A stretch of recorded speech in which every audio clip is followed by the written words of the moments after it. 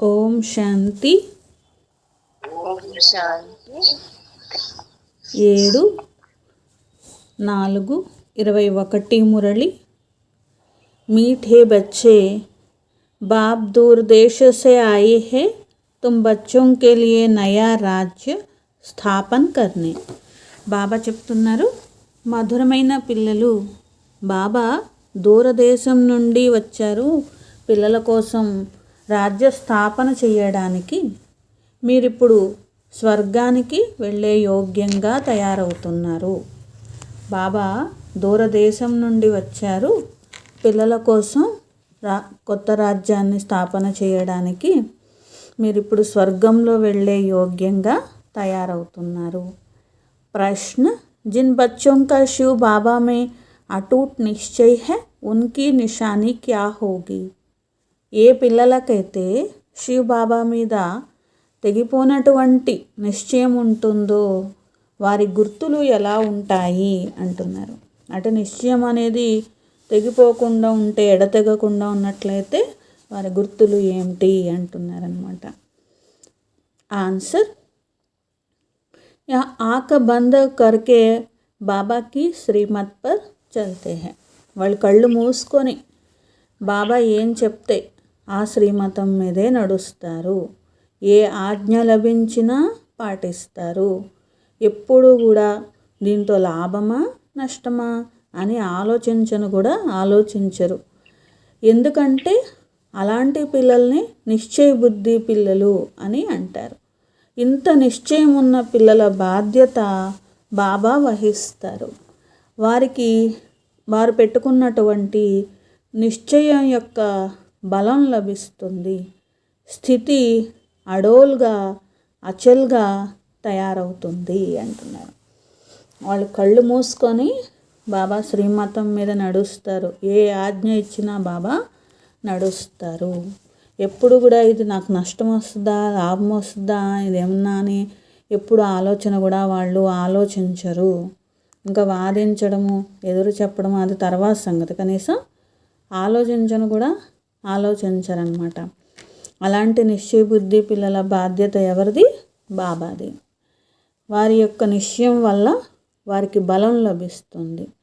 వాళ్ళ స్థితి అనేది ఎప్పుడు కూడా కదిలిపోకుండా ఉంటుంది అని. గీత హే, తుమ్ హీ హో మాతా తుమ్ హీ పితా హో, నీవే తల్లివి తండ్రివి నీవే అని. ఓం శాంతి. ओम शांति। యహ మహిమ కిస్కి సుని? బాబా అడుగుతున్నారు, ఈ మహిమ ఎవరిది విన్నారు? జిస్కో సివాయ్ తుమ్ బచ్చోं के दुनिया में और कोई नहीं जानते. ఎవరిదంటే బాబాదే కదా. కానీ బాబా గురించి పిల్లలకు తప్ప ప్రపంచంలో ఇంకా ఎవ్వరికీ తెలియదు. ఇది బాబా గురించినటువంటి మహిమ అని. ఎందుకంటే మొత్తం సృష్టిలో ఉన్న వారందరికీ తల్లి తండ్రి భగవంతుడు ఎలా అవుతారు అనేది మనకే తెలుసు. ఎందుకంటే వాళ్ళు భగవంతుడు అంటారు, కానీ భగవంతుడు తండ్రి ఎలా అవుతారు అని అడిగారు అనుకోండి, ఏమని చెప్తారు? ఏదో ఒక సమాధానం చెప్తారు. అందరినీ రచించారు కాబట్టి. లేకపోతే ఇంకోటి చెప్తారు. నేను ఒక ఆత్మని, నా ఆత్మకు తండ్రి కాబట్టి ఆయన తండ్రి అని చెప్తారే ఏంటి? ఎందుకంటే లౌకిక తల్లిదండ్రులు ఉన్నా కూడా భగవంతుడిని తండ్రి అని ఎందుకు అనాలి? ఎందుకంటే దేహానికి జన్మనిచ్చిన వాళ్ళని దేహాధారి తండ్రులు అంటారు. భగవంతుడు ఎవరికి తండ్రి? ఆత్మకి తండ్రి. ఎన్నోసార్లు బాబా ఈ విషయం చెప్తారు. ఈ విషయాన్ని తెలుసుకొని తండ్రిగా జ్ఞాపకం చేసేది ఎవరు? మనమే. ఇంకా ప్రపంచంలో ఎవరికి కూడా నేను ఒక ఆత్మని అని తెలియదు, నా ఆత్మకి తండ్రి శివ్ బాబా అనేది కూడా తెలియదు.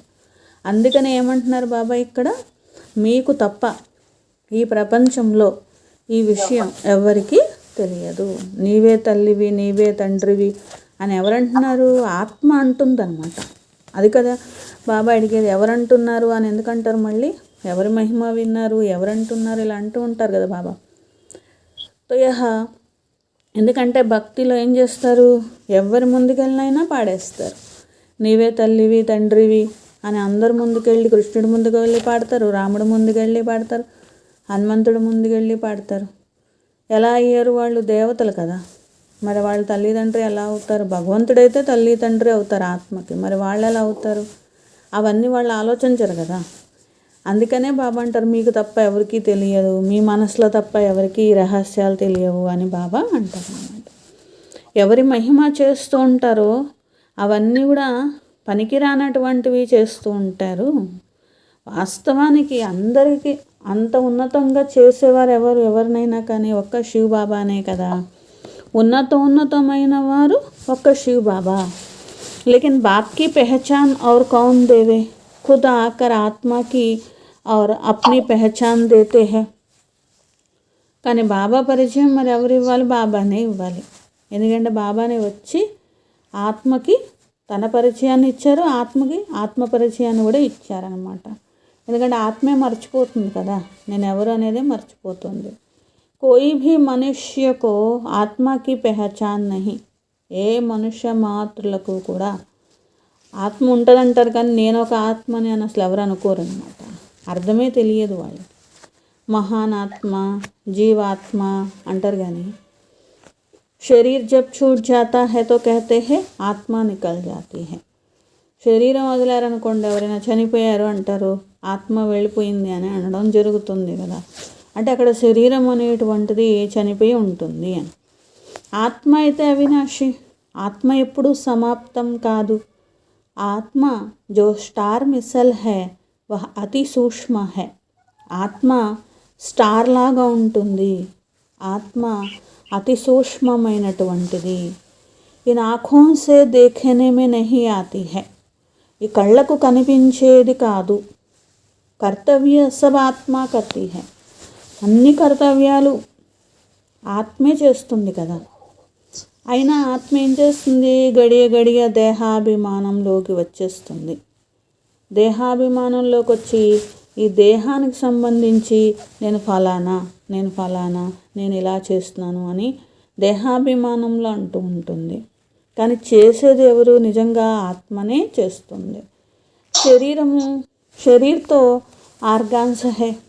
శరీరం అంటే కర్మేంద్రియాలు. సాధు ఆది భీ జాన్తే హై ఆత్మ బహుత్ సూక్ష్మ హై. సాధు సన్యాసులు మొదలైనటువంటి వారికి కూడా తెలుసు కదా. మరి వాస్తవానికి ఇలా అంటూ ఉంటారు తప్ప ఆత్మ సూక్ష్మము, ఆత్మ కనిపించదు, ఆత్మ బ్రుటి మధ్యలో మెరిసే నక్షత్రము ఇలాంటి పదాలు వాళ్ళు కూడా వాడుతూ ఉంటారు. కానీ జ్ఞానం అయితే వారి వద్ద లేదు. ఆత్మ ఒక పాత్ర వహించడానికి వచ్చిందని కానీ, ఆత్మలోనే సంస్కారం ఉంటుంది, ఇలా 84 జన్మల పాత్ర ఉంటుంది అని కానీ ఇలాంటివి వారికి అర్థం కాదు కదా. ఎందుకంటే బాబా ఏమంటారు, 84 జన్మల పాత్ర అనేది వస్తే అసలు ఎవరికీ తెలియదు. వాళ్ళు ఏమనుకుంటారు, మళ్ళీ జంతువులుగా పుట్టి మనుషులుగా పుడతారు. ఇలా మళ్ళీ ఒక ఆత్మ పునర్జన్మల దగ్గరకు వస్తే మళ్ళీ విస్తారమైనటువంటి అసత్యమైన విషయాలే వినిపిస్తారు. వాళ్ళు కుక్కగా పుడతారు, దోమగా పుడతారు, చీమగా పుడతారు అని చెప్తూ ఉంటారు కదా. అందుకని ఆత్మకి తను మనిషి జన్మలాగానే తీసుకుంటుంది, అదే సంస్కారం ఉంటుంది. ఒక జన్మ నుండి ఇంకో జన్మకి సంస్కారం తీసుకుని వెళ్తుంది. ఇలాంటివన్నీ వారికి అర్థం కానే కావు. అంటే వాళ్ళు ఒకటి చదివారనుకోండి, అది ఏంటిది అనేది అర్థం చేసుకునేంత శక్తి వారికి ఏం లేదు. జ్ఞానం పరంగా తర్కించేటువంటి జ్ఞానం యొక్క బుద్ధి అనేది లేదనమాట వారి వద్ద. कोई कहते हैं आत्मा में संस्कार होते नहीं, ఆత్మ నిర్లేప్ है. మళ్ళీ సన్యాసుల్లో కూడా కొన్ని రకాలు ఏమంటారంటే ఆత్మలో ఆత్మ నిర్లేపిగా ఉంటుంది, ఆత్మకి ఏమీ అంటదు. అంటే పాపం అంటదు, పుణ్యం అంటదు అని అర్థం అనమాట. పరమాత్ముడికి ఎలా అంటదో ఆత్మకు కూడా అలా అంటదు అని చెప్తారనమాట. ఆత్మలోనే సంస్కారం ఉంటుంది అనేది ఒప్పుకోరనమాట. ఆత్మ నిర్లేపి అంటారనమాట. कोई कहते हैं సంస్కార అనుసార్ జన్మ మిల్తా. కొందరు ఏమంటారు, సంస్కారాలను బట్టే జన్మ అనేది లభిస్తుంది. ఇలా రకరకాలైనటువంటి అభిప్రాయ భేదాలు అనేవి ఉన్నాయి. यह भी किसको पता नहीं कि कौन सी आत्मा 84 జన్మ లేती है. ఏ ఆత్మలు 84 జన్మలు తీసుకుంటారు? మళ్ళీ ఇది కూడా ఒక క్వశ్చన్ కదా. అందరు ఆత్మలు 84 జన్మలు తీసుకోరు. కొందరు తక్కువ తీసుకుంటారు, కొందరు ఎక్కువ తీసుకుంటారు. ఏ ఆత్మలు తీసుకుంటారు అంటే సూర్యవంశంలో వచ్చే ఆత్మలే పూర్తి చక్రంలో తిరుగుతారు కాబట్టి వాళ్ళే 84 జన్మలు తీసుకుంటారు. 84 జన్మలు తీసుకుని అప్పుడు ఆత్మ పతితంగా అయిపోతుంది. అలాంటి ఆత్మల్ని పావనంగా మరి ఎవరు తయారు చేయాలి? పతిత పావనుడు ఉన్నతోన్నతమైన వారు ఒకే ఒక్క బాబా. వారి మహిమే అన్నిటికంటే ఉన్నతమైనది. 84 జన్మలు అందరూ తీసుకోరు. వెనక వచ్చేవాళ్ళు 84 జన్మలు ఎలా తీసుకుంటారు? అందరూ ఒకేసారి స్టేజ్ మీదకి రారు కదా. అంటే అందరూ ఒకేసారి క్రిందికి వచ్చేయడం కుదరదు కదా. ఒకవేళ అందరూ ఒకేసారి ఫస్టే వచ్చేసారనుకోండి, అప్పుడు అందరూ 84 జన్మలు తీసుకుంటారు అంటారు. అప్పుడు ఏమవుతుంది? అందరూ 750 కోట్ల ఆత్మలు ఉన్నాయి, లేదా 800 కోట్ల ఆత్మలు ఉన్నాయి అనుకుందాం. ఒకేసారి క్రిందికి దిగిపోయినాయి అనుకుందాం. అప్పుడు ఎలా దిగుతాయి? అసలు ఒకేసారి దిగడం కూడా కుదిరే విషయం కాదు కదా. ఎందుకంటే జన్మ తీసుకోవాలి కదా, తల్లిదండ్రుల ద్వారా జన్మ తీసుకోవాలి కదా. అట్లా ఒకేసారి దిగడం కూడా కుదిరే విషయం కాదు. తప్పనిసరిగా ఏమవుతుంది? ఇలా జనసంఖ్య అనేది కొద్దిగా పెరగాల్సిందే, కానీ ఒకేసారి అందరూ జన్మ తీసుకొని ఒకేసారి అందరూ చనిపోయి పైకి వెళ్ళడం అలాంటిది కూడా కుదిరేది కాదనమాట. అందుకనే బాబా అంటున్నారు, అందరూ ఒకేసారి రావడం కుదరదు. ఫస్ట్ సత్యుగంలో దిగే అర్హత ఉన్నవారు, లేకపోతే ఆ యొక్క సంపాదన చేసుకున్నటువంటి వారు సూర్యవంశీయులు మాత్రమే వస్తారు. అది కూడా రాజా ప్రజ ఇట్లా రావడం అనేది జరుగుతుంది. ఆ ఫస్ట్ జన్మలో దిగిన వాళ్ళు మాత్రమే 84 జన్మలు తీసుకుంటారు. ఆ తర్వాత జన్మల్లో ఎవరైతే దిగుతారో తప్పకుండా ఒక్కొక్క జన్మ వెనక వచ్చినట్లే కదా. 83, 80 ఇలా కూడా ఉంటాయి కదా. సత్యుగమే తో పూరి 150 వర్ష ఆయు హోతీ హై. సత్యయుగంలో 150 సంవత్సరాల పూర్తి ఆయుష్ ఉంటుంది కదా. ఎవరైనా తొందరగా చనిపోవడాలు అలా ఉండవు. ఈ విషయాలు బాబానే చెప్తారు. పరంపిత పరమాత్మ గురించి ఎవ్వరికి తెలియదు. జైసే తుమ్హారీ ఆత్మ హై వైసే మే భీ ఆత్మ. బాబా అంటారు, మీరు ఆత్మ ఎలా ఉన్నారో నేను కూడా అలాగే ఉంటాను. కానీ మీరు ఆత్మలు జనన మరణాల్లో వస్తారు, నేను రాను. నన్ను మీరు పిలుస్తారు, పతితంగా అయిపోయాము, రండి మమ్మల్ని పావనంగా చెయ్యండి, లేకపోతే దుఃఖీగా అయిపోయాము, దుఃఖాల నుండి విడిపించండి, లేకపోతే జన్మల నుండి విడిపించండి, లేకపోతే సుఖీగా చెయ్యండి, లేకపోతే కష్టాలు తీర్చండి. ఇలా రకరకాలైనటువంటి విషయాలు, అధర్మం పెరిగిపోయిందనో ధర్మస్థాపన చేయమనో ఇట్లా ఎన్ని రకాలుగా పిలిచాం కదా. అందుకనే బాబా అంటున్నారు, దుఃఖీగా అయిపోయినప్పుడు, పతితంగా అయిపోయినప్పుడు మీరు నన్ను పిలుస్తారు. ఈ సమయంలో శివబాబానే ఆత్మలకు చదివిస్తున్నారు. కొందరు ఏమంటూ ఉంటారు, పరమాత్ముడు వస్తారని చదివిస్తారని నమ్మకం ఏంటి, ఎలా ఒప్పుకోవాలి అని అంటూ ఉంటారు కదా.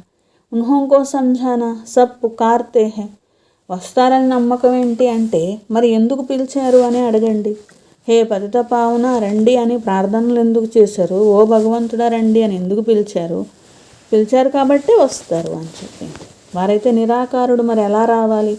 తన శరీరం లేదు కాబట్టి ఈ పతిత ప్రపంచంలో పావనంగా చేయడానికి మరి రావాలి కదా. పావన ప్రపంచంలో రారు కదా, భగవంతుడు అవసరమే ఉంటుంది అక్కడ. ఇవన్నీ చెప్పాలి.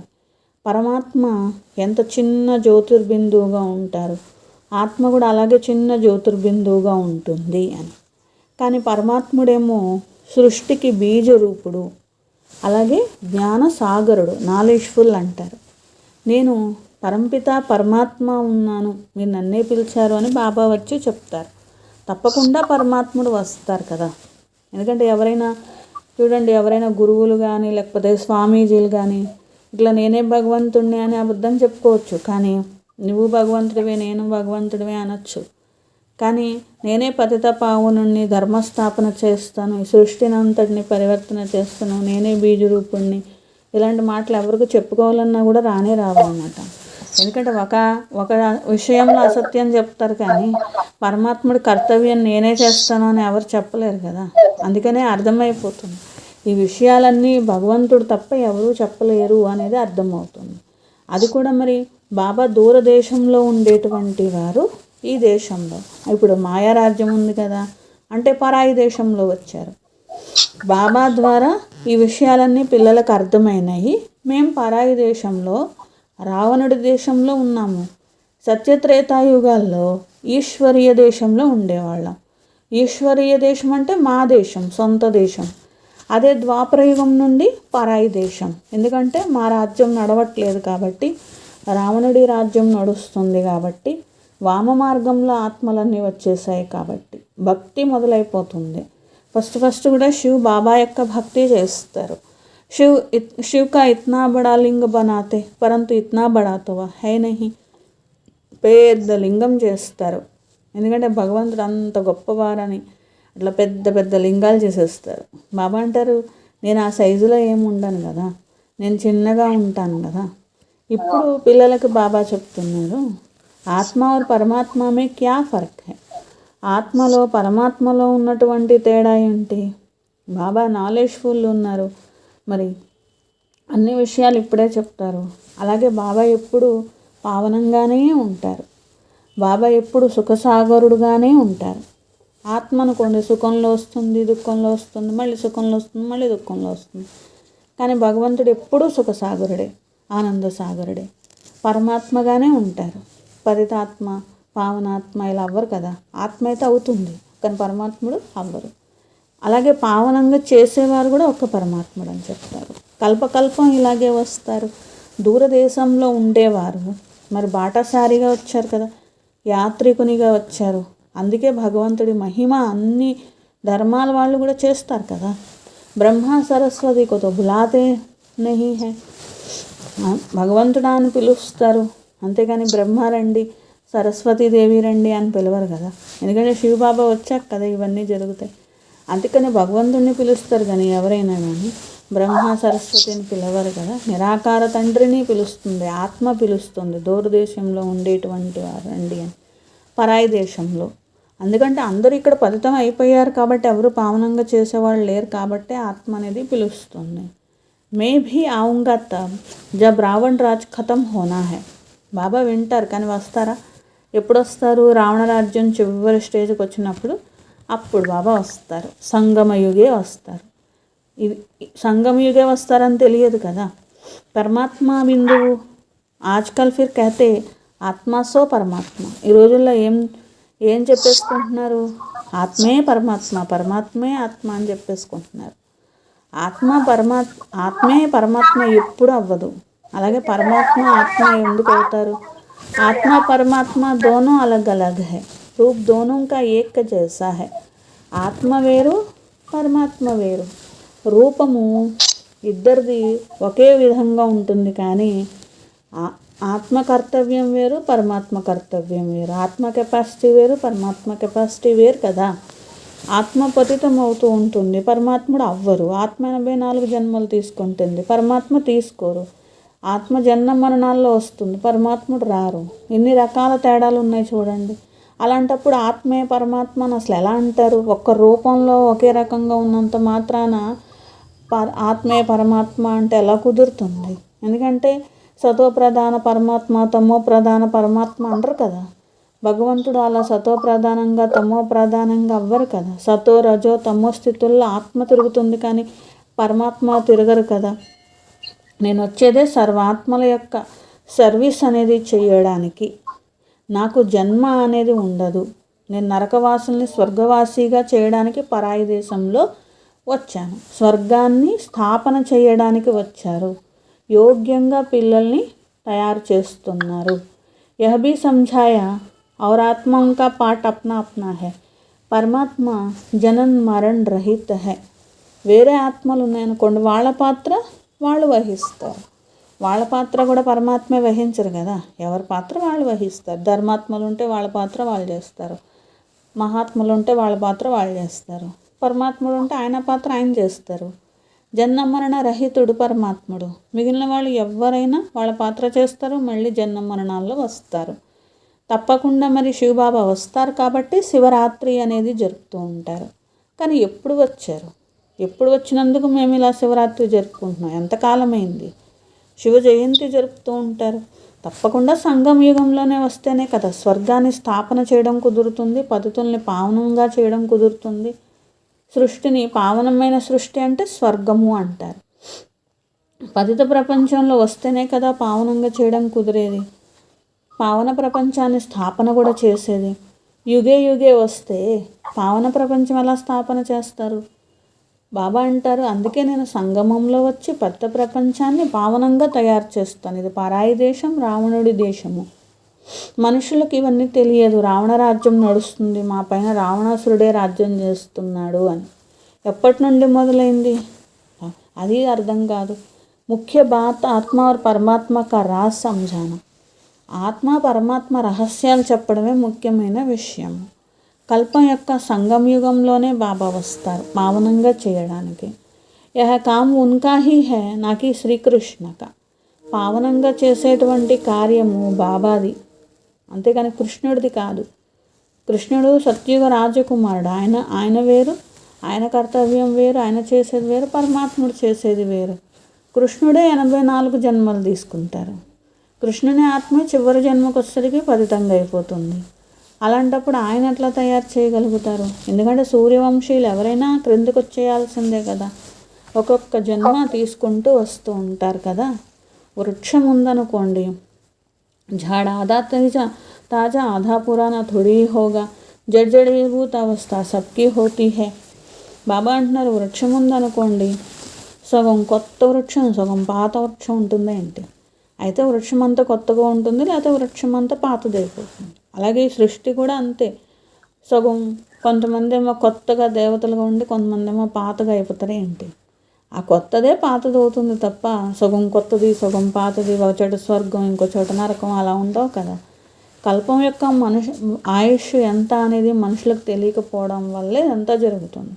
ఎందుకంటే శాస్త్రాల్లో చాలా ఎక్కువ ఆయుష్ చెప్పేశారు, లక్షల సంవత్సరాలు చెప్పేశారు. బాబానే వచ్చి విషయాలు చెప్తున్నారు. ఎందుకంటే అక్కడ కూడా ఒకే రకంగా రాయలేదు కల్పం యొక్క ఆయుష్. ఒక్కో చోట ఒక్కొక్క రకంగా రాసుకుంటూ వచ్చారు. మళ్ళీ వాళ్ళే కలియుగం లాస్ట్కి వచ్చేసిందని చెప్తారు, మళ్ళీ వాళ్ళే ప్రథమ పాదంలో ఉందని చెప్తారు, ఫలానా దాంట్లో ఉంది, దీంట్లో ఉంది, దాంట్లో ఉంది అని చెప్తూనే ఉంటారు. అది నమ్ముతారు, ఇది నమ్ముతారు అన్నమాట మనుషులు. ఎందుకంటే ఏది కరెక్ట్ అనేది ఎవరికి తెలియదు కదా. इसमें और प्रश्न उठ ना सके. రచత బావ్ సచ్ బోల్తే హే. రచయిత అయిన తండ్రి సత్యమే వినిపిస్తారు. బాబా అంటారు, నాకేం అవసరం ఆ సత్యం చెప్పాల్సిన అవసరము? ఇంకా ఏ ప్రశ్న రావడానికే వీల్లేదు. ఇట్నే బీకే హే సబ్ మాన్తే హే. ఇంతమంది బ్రహ్మ కుమారులు ఉన్నారు, మరి అందరూ ఒప్పుకుంటూ ఉన్నారు కదా. తో జరూర్ హే తబ్ తో మాన్తే హేనా. మరి తప్పకుండా భగవంతుడు సత్యమైన విషయాలు వినిపిస్తున్నారు, అందుకనే కదా ఒప్పుకుంటున్నారు.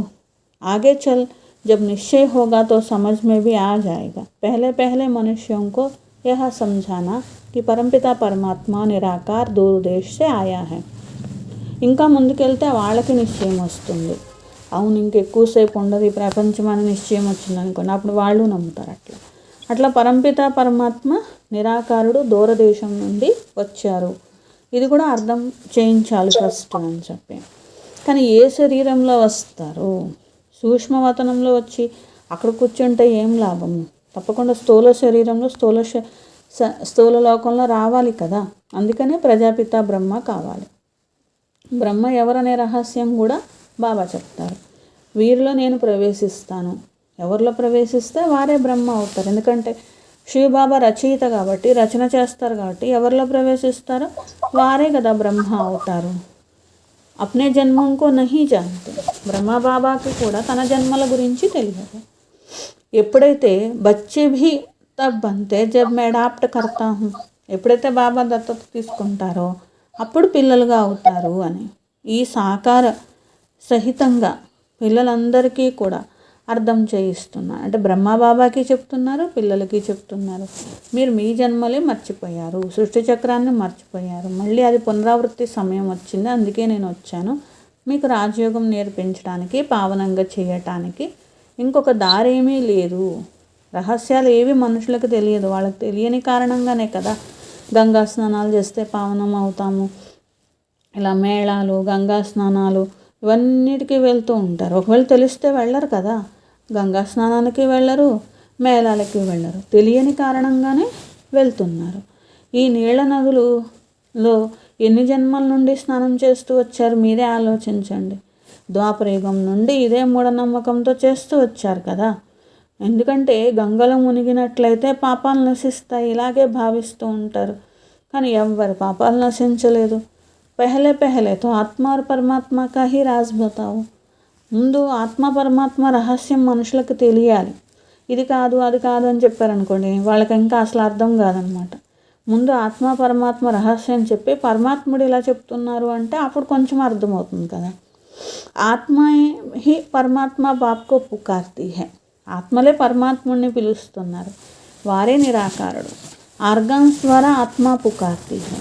ఈ కర్మేంద్రియాల ద్వారా ఆత్మ పిలుస్తుంది. భక్తి కే బాద్ భగవాన్ కో అప్నా హై. అభి డ్రామా మే పాఠ్ హై. భక్తి తర్వాత భగవంతుడు రావడం అనేది డ్రామాలో పాత్ర. బాబా అంటారు, నేను కొత్త ప్రపంచ స్థాపన చేయడానికి వచ్చాను.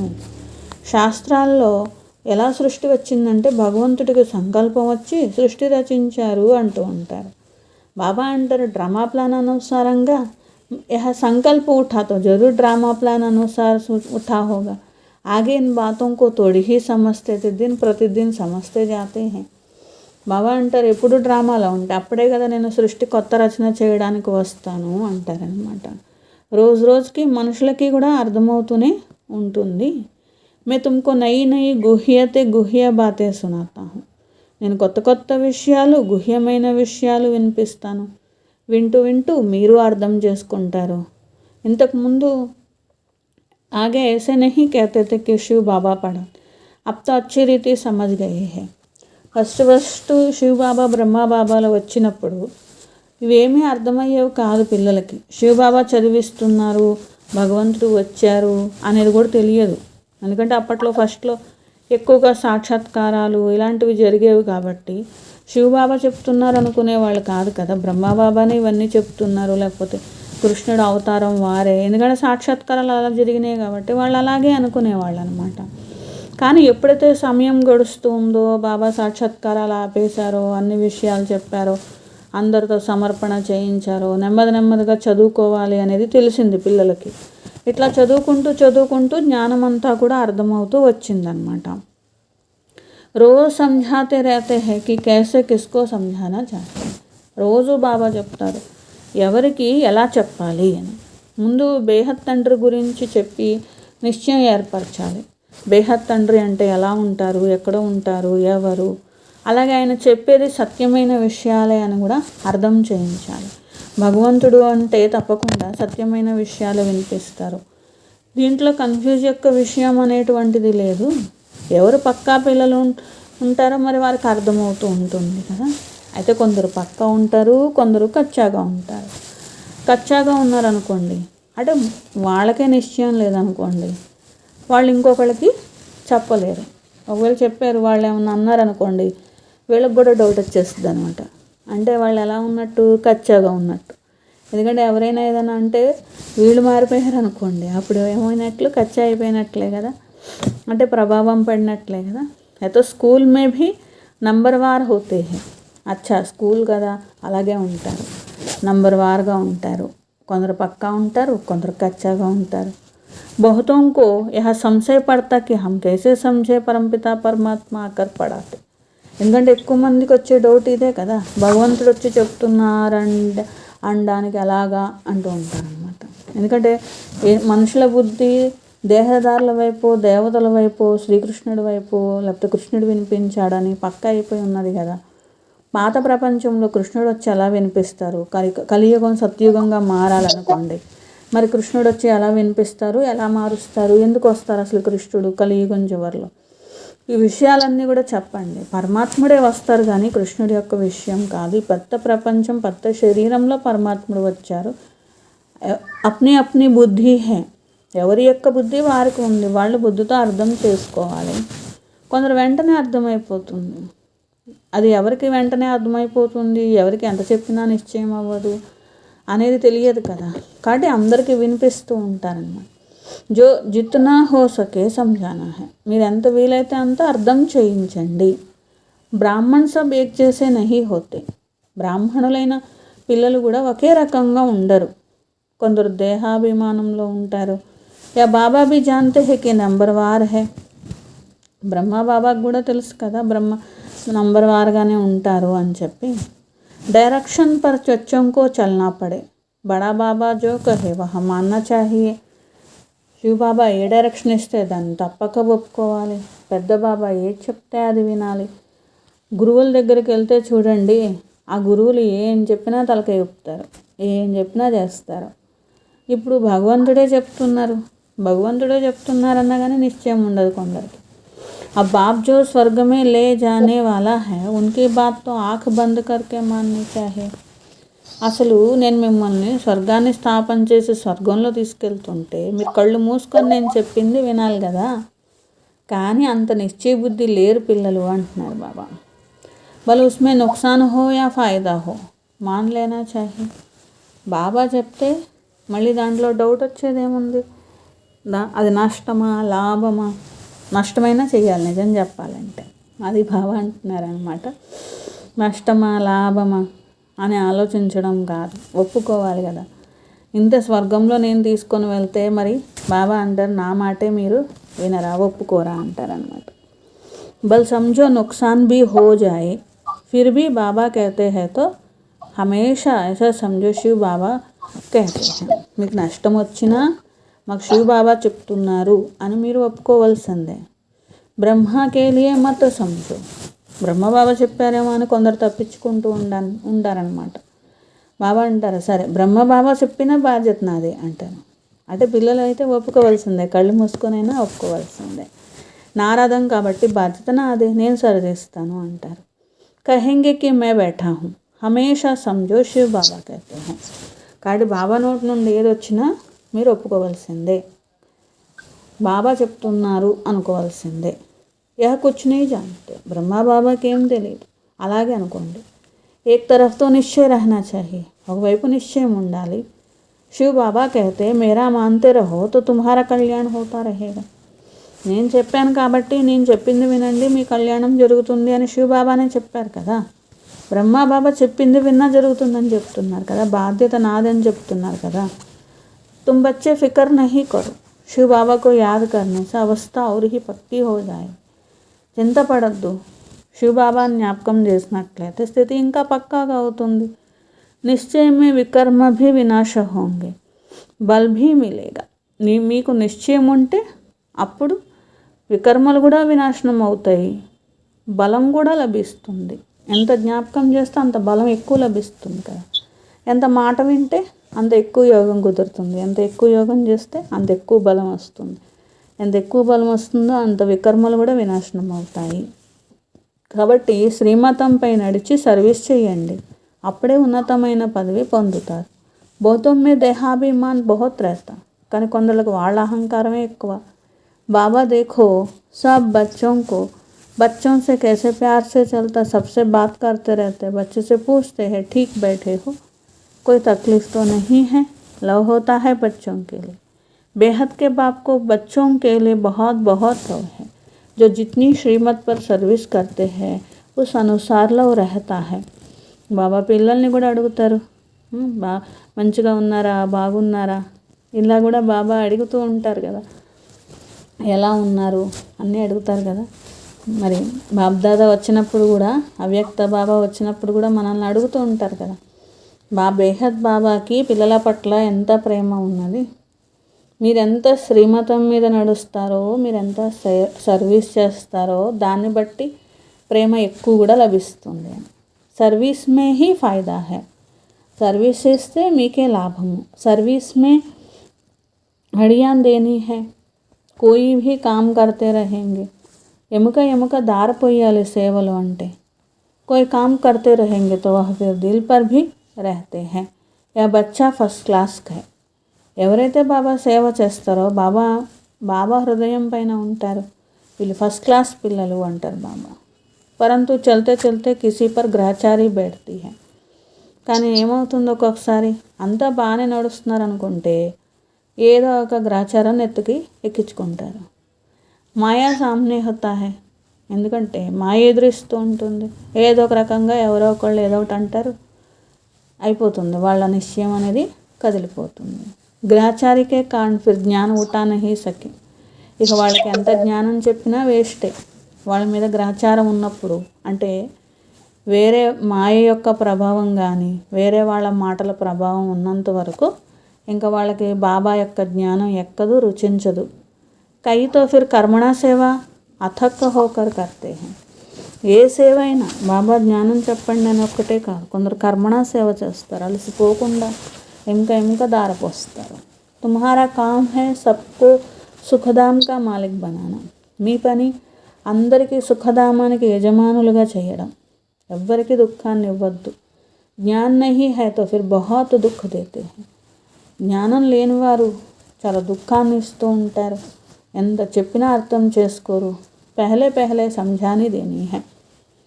ఆత్మ और పరమాత్మకి ముందు ఆత్మ పరమాత్మ ఇదే చెప్పాలి. ఎలా ఆత్మ 84 జన్మల పాత్ర ఇమిడి ఉన్నది, అది ఎప్పుడు చెరిగిపోని అవినాశి పాత్ర, అది ఎప్పుడు మారదు, డ్రామాలో ఇదంతా ఇమిడి ఉంది. ఈ నిశ్చయం యహ నిశ్చయవాల కభీ హిలేగా నహి. ఈ నిశ్చయం కలిగిన వారు ఎప్పుడు కూడా కదిలిపోరు. కొంతమంది అయితే కదిలిపోతూ ఉంటారు. లాస్ట్కి అడవికి నిప్పంటుకునే టైం వచ్చినట్లు ప్రపంచం అంతా తగలబడుతూ ఉన్నా కానీ మరి నిశ్చయం ఉన్న పిల్లలు అచలంగా ఉంటారు. అభితో బహుత్ యుక్తిసే సంజానా. ఇప్పుడు చాలా ఉపాయంగా చెప్పాలి. మంచి పిల్లలు సర్వీస్ చేస్తూ ఉంటారు, బాబా హృదయం పైన ఎక్కుతూ ఉంటారు, చాలా తీక్ష్ణంగా ముందుకు వెళ్తూ ఉంటారు, ఎంతో శ్రమ పడుతూ ఉంటారు. సర్వీస్ అంటే అభిరుచి ఉంటుంది. ఎవరిలో జిస్మే జో గుణ హై వహ బాబా వర్ణన్ కర్తే హై. మంచి గుణాలు ఉంటే బాబా ఏం చేస్తారు, వీళ్ళు ఈ మంచి గుణాలు ఉన్నాయి, సేవ చేశారు, తప్పకుండా బాబా వర్ణన చేస్తారు కదా. अच्छा, मीठे सिखलते बच्चों प्रति माता पिता बाप दादा का याद प्यार और गुड मॉर्निंग. रूहानी बाप की रूहानी बच्चों को नमस्ते. हम रूहानी बच्चों की रूहानी बाप दादा को याद प्यार गुड मॉर्निंग और नमस्ते. मेरा बाबा प्यारा बाबा मीठा बाबा शुक्रिया. ధారణ కోసం ఫస్ట్ పాయింట్, సర్వీస్లో ఎముక ధార పోయాలి. ఏ విషయంలో కూడా సంశయం అనేది రాకూడదు. అందరికీ సర్వీస్తో సుఖాన్ని ఇవ్వాలి కానీ దుఃఖం కాదు. సెకండ్ పాయింట్, నిశ్చయం యొక్క బలంతో తమ స్థితిని అడోలుగా చేసుకోవాలి. ఏ శ్రీమతం లభించిందో దానిలో కళ్యాణమే ఇమిడి ఉన్నది. ఎందుకంటే బాధ్యత బాబాది, అందుకే చింతపడద్దు. वरदान, सहज योग को नेचर और नेचुरल बनाने वाले हर सब्जेक्ट में परफेक्ट भव. సహజ యోగాన్ని తమ స్వభావం లాగా న్యాచురల్గా చేసుకునేటువంటి ప్రతి సబ్జెక్ట్లో పర్ఫెక్ట్గా కండి. జైసే బాప్కే బచ్చే హో ఇస్మే కోయి పర్సంటేజ్ నహీ. బాబా అంటారు, మీరు నా పిల్లలు, దీంట్లో పర్సంటేజీలు ఏమీ కూడా లేవు. అంటే నాకు 25% పిల్లలు, లేకపోతే 50% నా పిల్లలు, 50% మాయ పిల్లలు అలా అంటారేంటి బాబా. మీరు నా పిల్లలు, దీంట్లో పర్సంటేజీలు ఏమీ లేవు అంటారనమాట. ఇలా నిరంతర సహజ యోగి యొక్క స్థితిలో ఇప్పుడు పర్సంటేజ్ అనేది సమాప్తమైపోవాలి. అంటే బాబా అంటారు, మీరు నా పిల్లలు అనే ప్రేమలో పర్సంటేజ్ లేనప్పుడు మీ ప్రేమలో మాత్రం ఎందుకు పర్సంటేజ్ ఉండాలి.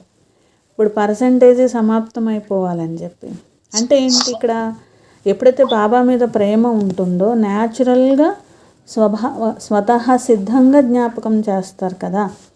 విశేషమైనటువంటి ఒక స్వభావం ఉందనుకోండి ఎవరికైనా, దానికి వశమయ్యి ఏ పనైనా చేస్తారు. నా స్వభావం ఇంతే, నా సంస్కారం ఇంతే అంటారు కదా, నాకు ఇది అలవాటు అయిపోయింది అంటారు. ఆ అలవాటుకు తగినట్టే చేస్తారనమాట. అంతేగాని నాకు ఇది అలవాటు కానీ నేను చేయలేకపోతున్నాను అనరు కదా. ఏది అలవాటు అదే చేస్తారు కదా. అలాగే ఏం చెయ్యను, నాకు యోగం కుదరట్లేదు, ఇలాంటి విషయాలన్నీ సమాప్తమైపోతాయి. ప్రతి సబ్జెక్ట్లోనూ పర్ఫెక్ట్ అయిపోతారు. పర్ఫెక్ట్ అవ్వాలి అనేటువంటి భావన ఎప్పుడైతే ఉంటుందో, అట్లాగే బాబా పైన పర్సంటేజ్ యొక్క విషయం ఎప్పుడైతే సమాప్తమైపోతుందో, స్థితిని పర్సంటేజ్లో ఉంచుకోవడం కాదు, పర్ఫెక్ట్గా అవ్వాలని ఎప్పుడైతే పిల్లలకు అనిపిస్తుందో, జ్ఞాపకం చేయడం అనేటువంటిది నేచర్గా అయిపోతుందో, అప్పుడు ఏమవుతుంది, ఎఫెక్ట్లు అనేటువంటివి ఏమీ పడవు. ఇక ఎవరైనా ఏమన్నా అంటే దాని ఎఫెక్ట్ అనేది ఇంకా పడదనమాట. అట్లాగే డిఫెక్ట్లన్నీ పోతాయి అంటున్నారు. పర్ఫెక్ట్గా అంటే అవడం అంటే వేరే వాళ్ళ ఏదైనా మాట అంటే దాని ప్రభావం అంతవరకు ఒక నిశ్చయంలో ఉంటారు. ఒకటి అనగానే మారిపోతారు అనమాట చూస్తే. అంటే ఏంటి, దాని ఎఫెక్ట్ పడిపోయిందనమాట. అట్లా ఎఫెక్ట్ అనేటువంటిది పడినంత వరకు డిఫెక్ట్ ఉంటుంది అని బాబా అంటారు.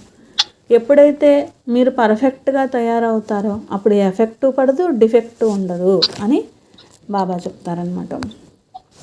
స్లోగన్ సహన్ కర్నా హై తో ఖుషీ సే కరో, మజ్బూరీ సే నహీ. మీరు సహించవలసిందే అనుకున్నప్పుడు, అంటే బాబా కోసమో, యజ్ఞం కోసమో, సేవ కోసమో, ఇంకా కొన్నిసార్లు సహిస్తేనే అవుతుంది, లేకపోతే అవ్వదు బాబా సేవ. సహించవలసిందే అనుకున్నప్పుడు తప్పదు కదా అని సహించకండి, సంతోషంగా సహించండి అని బాబా. అప్పుడు మార్కులు ఎక్కువ పడతాయని బాబా అర్థం అనమాట. కాబట్టి సహించవలసిందే అనుకున్నప్పుడు సంతోషంగా సహించండి, కానీ ఏదో తప్పదు కదా అని కాదు అంటున్నారు.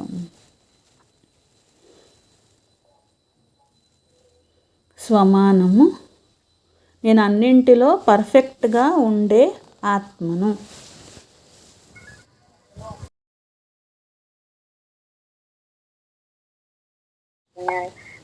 సృష్టిని పరివర్తించడానికి వచ్చారు బాబా. బాబా ఏం అబద్ధం చెప్పరు కదా. బాబా సత్యం చెప్తారు. బాబా ఎలా చెప్తున్నారు, బాబా ఎలా చేస్తున్నారని మీకు విషయం ఉంటే దేంట్లో అయినా మీరు మా ఆయన కూడా జీవించారు. పిల్లలకి బాబా పైన నిశ్చయం ఉంటుందని అంటున్నారు. ఆ పిల్లలు బాబా ఏం చెప్తాది, శ్రీమంతంలో ఏం చెప్తాది మంచి అవుతుందా చెడు అవుతుందా అని ఆలోచించరు. ఎందుకంటే బాధ్యత బాబాది, చెప్పేది భగవంతుడు, ఇది ఎవరో కాదు చెప్పేది. అందుకని ఏదైనా సరే బాబాది, వాళ్ళు ఏదైనా చేయగలుగుతారు అని బాబా చెప్తారు. ఇక్కడ ఇంకొక విషయం, అలాగే ఉంటుంది. మీరు జన్మ మరణాల్లో వస్తారు, నేనైతే రాను. నన్ను పద్ధతులుగా అయినప్పుడు మాత్రం పిలుస్తారు, లేకపోతే దుఃఖం వచ్చినప్పుడు పిలుస్తారు.